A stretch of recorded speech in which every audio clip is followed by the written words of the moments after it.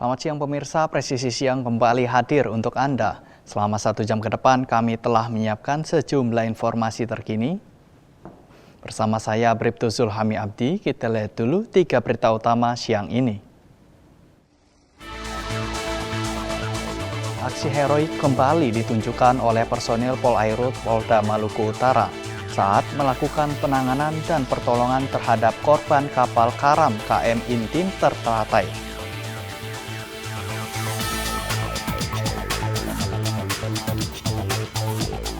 Kapolres Bondowoso bersama jajaran personil melaksanakan pengamanan di sejumlah vihara di Kabupaten Bondowoso.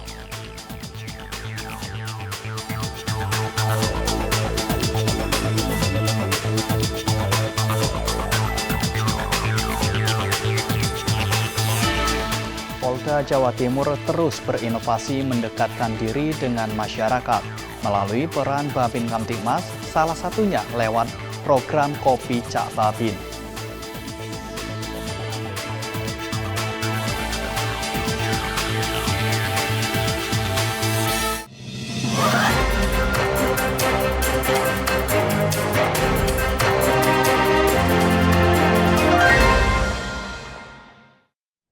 Di informasi pertama pemirsa, aksi heroik kembali ditunjukkan oleh personel Polairut Polda Maluku Utara saat melakukan penanganan dan pertolongan terhadap korban kapal karam KM Intim Teratai di perairan antara Desa Sebelei dan Desa Talapau, Kecamatan Makian Barat, Kabupaten Halmahera Selatan.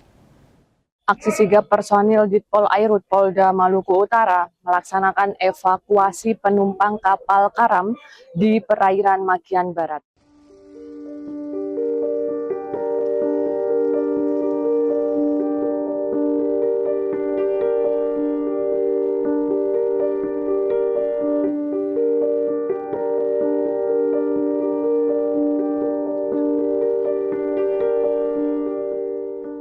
Peristiwa naas tersebut terjadi akibat cuaca buruk yang melanda wilayah perairan sekitar Pulau Makian.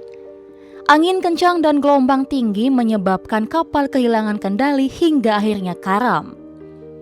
Mendapat laporan dari masyarakat dan instansi terkait, personel Polairut Polda Maluku Utara bersama sejumlah instansi maritim lainnya bergerak cepat menuju lokasi kejadian untuk melaksanakan operasi penyelamatan.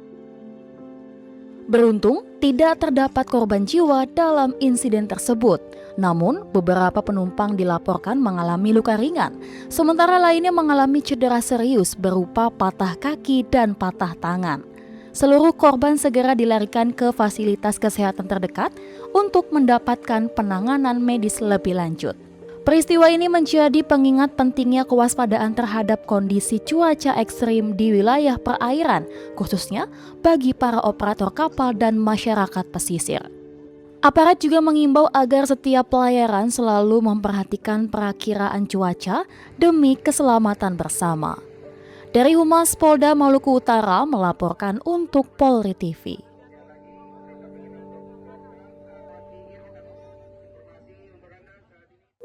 Demikian informasi yang dapat kami sampaikan, saya Brigpol Dewi melapor untuk Polri TV.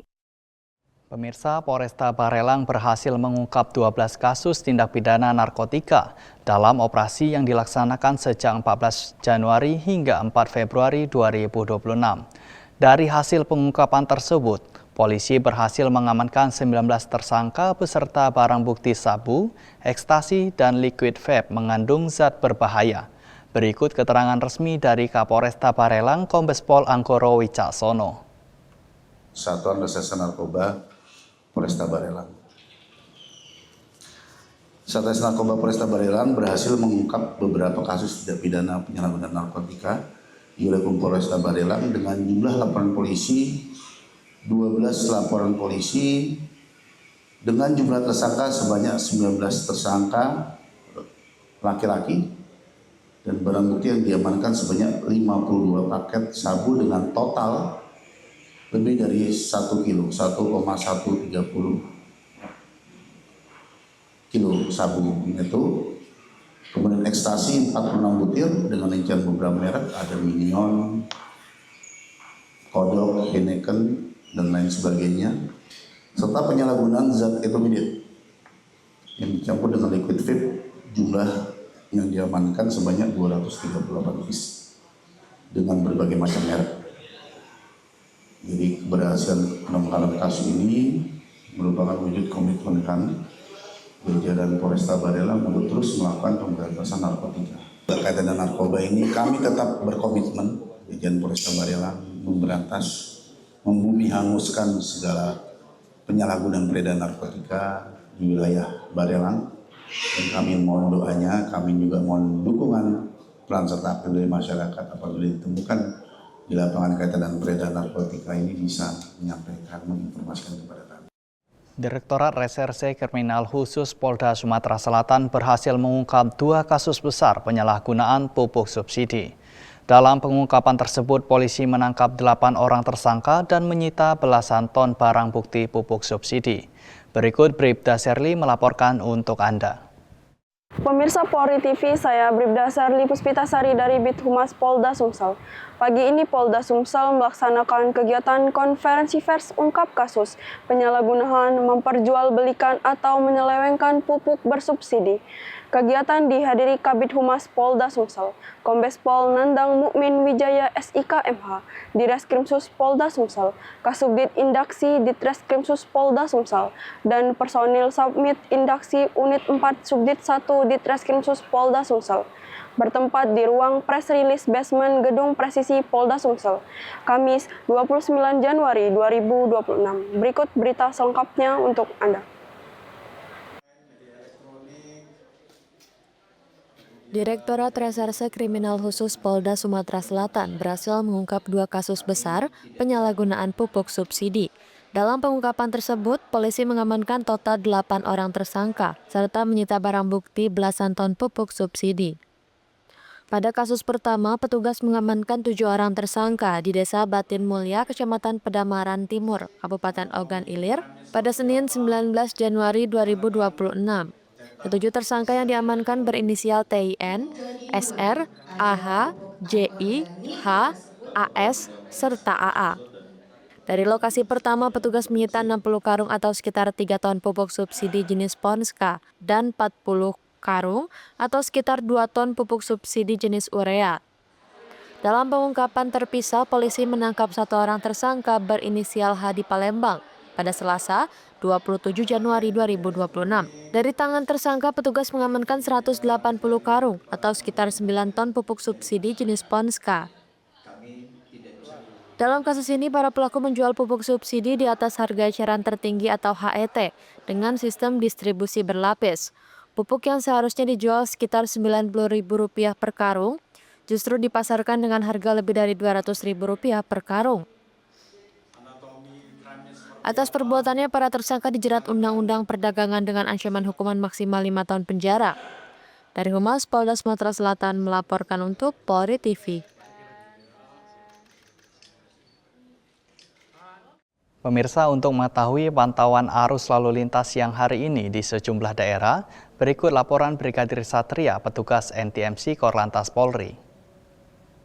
Ya baik, selamat siang pemirsa. Memasuki jam istirahat perkantoran, kami dari NTMC Polri akan mengupdate informasi kondisi arus lalu lintas terkini di beberapa titik rawan kepadatan yang langsung kami pantau melalui CCTV NTMC Polri. Yang pertama kita lihat kondisi arus lalu lintas di kawasan JPO Tebet, Jakarta Selatan. Untuk kendaraan secara umum nampak cukup ramai, terutama untuk di jalan arteri dari Semanggi yang akan menuju ke arah Cawang, lalu lintasnya dalam keadaan cukup ramai namun tetap terbilang lancar. Untuk arah sebaliknya pun juga demikian, dalam keadaan kondusif normal pada siang hari ini.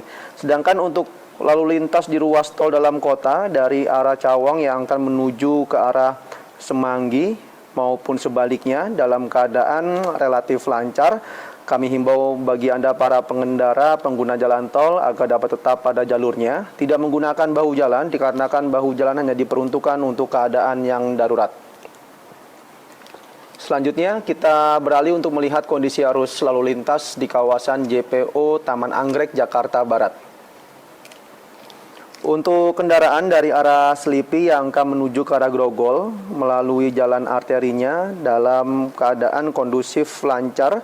Sementara untuk ruas tol dalam kota dari arah Jakarta yang akan menuju ke tol Airport Jalan Profesor Sidiatmo maupun sebaliknya dalam keadaan ramai namun tetap terbilang lancar. Kecepatan kendaraan dapat dipacu berkisar 50 hingga 70 km per jam agar para pengendara dapat tetap menjaga jarak aman kendaraan Anda dengan kendaraan lainnya.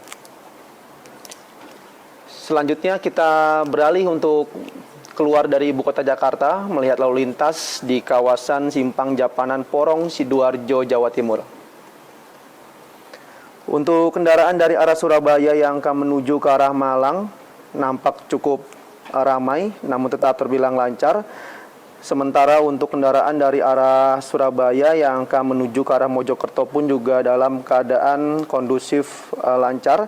Yang perlu diantisipasi yaitu truk muatan barang yang kerap kali melintasi kawasan tersebut agar para pengendara dapat tetap menjaga batas kecepatan maksimal serta menjaga jarak aman kendaraan Anda dengan kendaraan lainnya.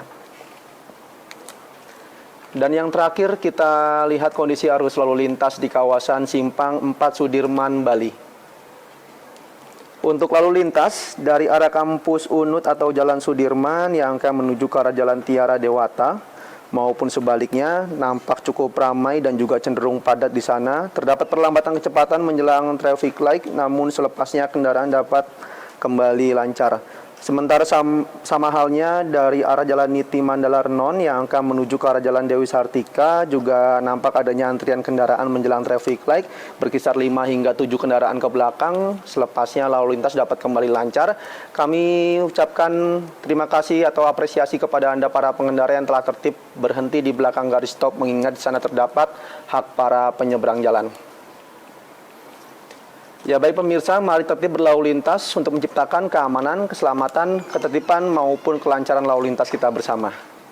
Untuk mengetahui update informasi lalu lintas lainnya, Anda dapat mengakses website kami di korlantas.polri.go.id atau dapat memfollow atau mengikuti sosial media kami di Instagram kami di korlantaspolri.ntmc. Stop pelanggaran, stop kecelakaan, keselamatan milik kita bersama. Demikian informasi yang dapat disampaikan langsung dari studio NTMC Polri. Semoga bermanfaat, selamat beraktivitas, dan salam presisi. Presisi Siang akan segera kembali, tetaplah bersama kami.